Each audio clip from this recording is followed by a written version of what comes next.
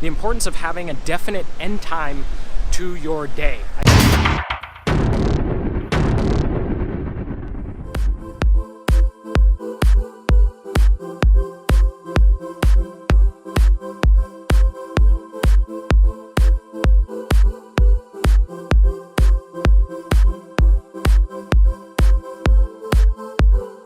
Hey everyone, today dealing with writer's block. So after an hour of trying to work on my course, I've decided to actually get out.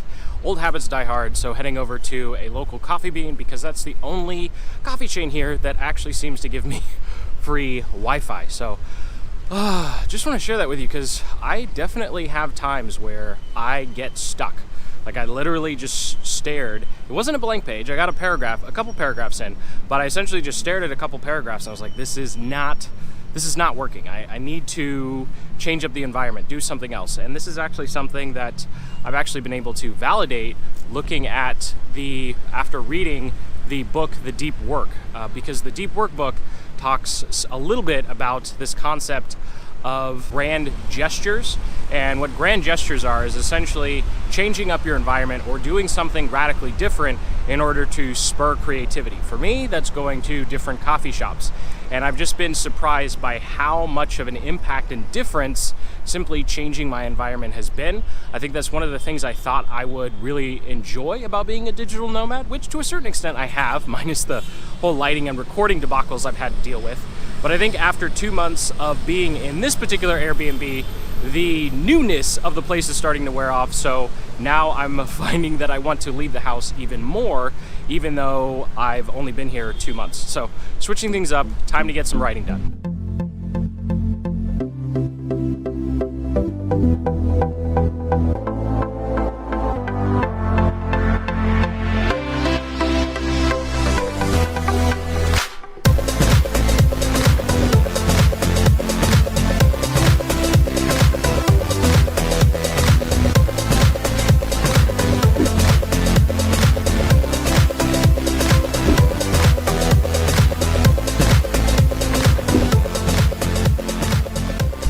So, a solid 5 hours, and I have written an entire module of the YouTube training that I've been working on. I think that's actually a record.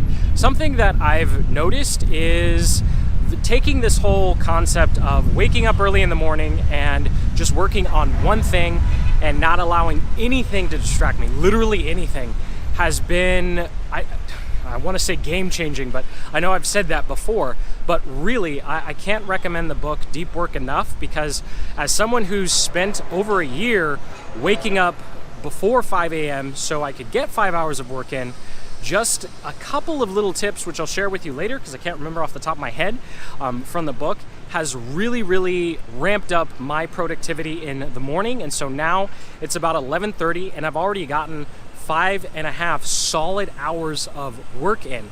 And when you compare the amount that I've been able to write, I think that was like 20 pages. It's going to be over an hour-long module in just 5 hours. I mean, think about it. How many courses and how much content you could create and pump out if you could write that fast. Now, obviously, it's not going to be like that every day.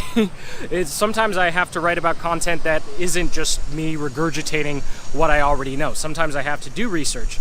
But I do want to just say that this concept of deep work, and especially as an entrepreneur and content creator, actually giving yourself large chunks of time, as large as possible, to get work done is just phenomenal. It's like it really is our superpower. So I'll share with you later what kind of tips and tricks have really made a difference in terms of being more successful with my deep work sessions in the morning. I will say the radical elimination of distractions has been one, which is one of the reasons I just left the house. I realized I was getting distracted, so I just left. But for now, I've got to go grab a snack real quick and then have actually be social for once, have lunch with some family members here in town, and then run off and see if I can find some workout bands because that's a whole nother fiasco. But long story short, I don't have a gym where I'm staying right now, so I've been trying using bands as a workout instead of weights, and one of them snapped like multiple times. So hopefully I can find a replacement. And while I don't have In-N-Out, they do have something called Shake Shack here, which is supposed to be like the same thing, so we'll see if it lives up to the hype.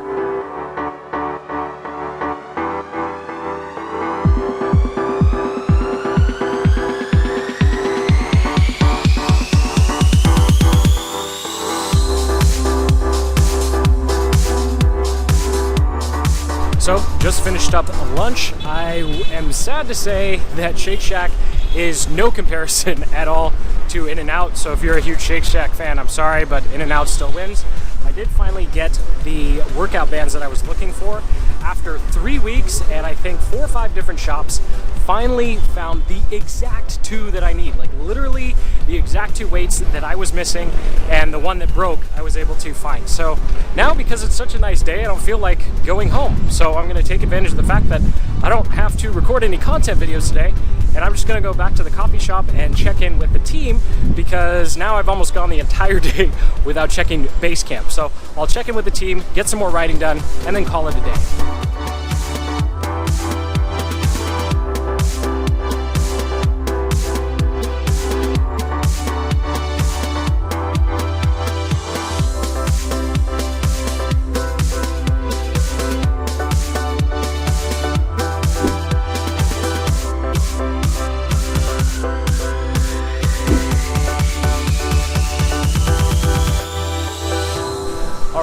Wrapping up a nice productive session at the coffee shop. So heading home because it's 5 o'clock, and this actually kind of ties into big lesson learned number 1 I wanted to share with you from the Deep Work book I've been reading, and that is the importance of having a definite end time to your day.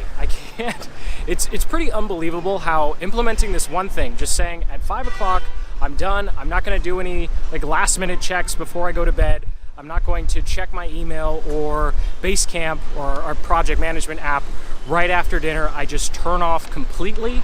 And apparently your brain needs permission in order to relax and decompress. And I can honestly say I'm sleeping way better. My anxiety around the business and getting things done has gone way down. And I would just highly recommend, even if your cutoff time is an hour before bed, just consciously commit to a cutoff time. It's been phenomenal for me, and since it's my cutoff time right now, actually I'm cheating a little bit because I'm still vlogging, it's 5:10. I'm going to go use those workout bands that I bought, do some yoga, and then call it a day. So I will tomorrow share with you the other 2 big lessons I've learned from Deep Work. And just like that, it's the next day, finishing up another full day at the coffee shop. So I now have 3 out of the 5 modules written for the upcoming YouTube ads, or not YouTube ads, YouTube growth, channel growth. Man, my brain is dead. So I'll just jump into the last 2 big takeaways I've had. One of them I've been able to apply. The other one I think I'm going to try next quarter. So the second big thing I've learned after having a definite end to your day was the fact that your brain doesn't actually get tired as the day goes on, so much as it gets tired of doing the same thing over and over again. And something that I've noticed as I go through my scheduling process, I really like batching things. So I would used to do like an entire week of content, or entire week only doing content, so that the next week or 2 I would have completely open for client work and sales funnels and all the other fun stuff. But what I found is by Wednesday, I was always getting tired. I was always feeling just like I was dragging my feet. And so something I've tried this month as a result of reading the one thing is actually having more variety in my days. So you might have to do this during your day, like every 3 or 4 hours you change what you're working on. You definitely don't want to do it every 90 minutes because there's diminishing returns on switching so fast. But what I've found is by actually varying up my week so that I'm not actually just doing the same thing the entire week, I have a lot more energy. And I find where Wednesday or hump day used to be like, oh no, I have to make more content. Now because I'm switching to working on something else, I seem to get kind of the second wind that carries me through the rest of the week. And then number 3, the final big thing I've learned from Deep Work is the importance, or not the importance, is the fact that we only have 4 hours of actual deep work in us per day. And so this is something that they tested. They looked at violinists. I was trying to think of what's the instrument like this, a violinist. So they were looking at what was the big difference between those that became really professional and successful, the elites, and those that weren't. And they found that it was the number of hours per day that they actually practiced, and it practiced with intensity and intention.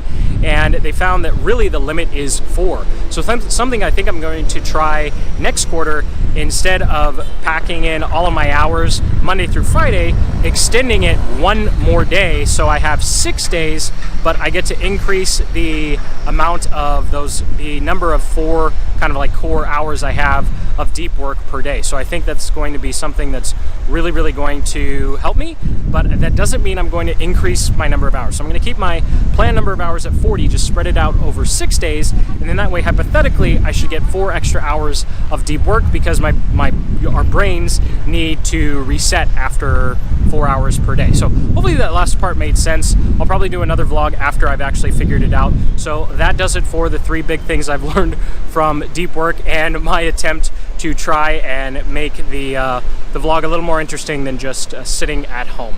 So thank you so much for watching. As always, keep building the business you love.